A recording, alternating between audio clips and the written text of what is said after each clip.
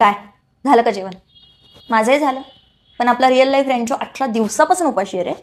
का ते नीट paper leak झाला होता ना, त्यामुळे 20 विद्यार्थ्यांनी आत्महत्या केली. त्यामुळेच हे शिक्षण मंत्र्यांचा राजीनामा मागतात ना. आपल्याला काय, सरकार झोपले तसं आपणही झोपून राहू.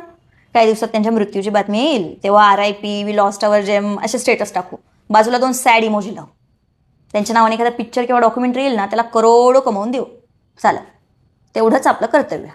बाकी ते 20 पोरं ज्यांचे गेले ते बघतील सपोर्ट करायचं काय करायचं ते. आपल्याला काय फरक पडतो? पडेल. जेव्हा हे नीटचा पेपर खरेदी करून डॉक्टर झालेले पोरं इलाज करतील आणि ते आपल्या जीवावर बेतेल ना, तेव्हा आपल्याला फरक पडेल. जेव्हा JNCTचा पेपर खरेदी करून इंजिनियर झालेले पोरं निकृष्ट दर्जाचं बांधकाम करतील आणि ते आपल्या जीवावर बेतेल ना, तेव्हा आपल्याला फरक पडेल. पण त्याला वेळ आहे ना अजून. तोपर्यंत आपल्याला काय फरक पडतोय? का पडत असेल फरक तर निदान ऑनलाईन तरी सपोर्ट करा, आणि नसेल पडत तर स्क्रोल करा पुढचं. अरे तुमची फीड खराब झाली असेल नाही का? काय सोनम सर, देशाच्या जनतेची इंस्टाग्राम फीड खराब करून टाकली तुम्ही. त्यांच्या मनोरंजनाचं काय? अजिबातच विचार करत नाही बरं सर तुम्ही जनतेचा.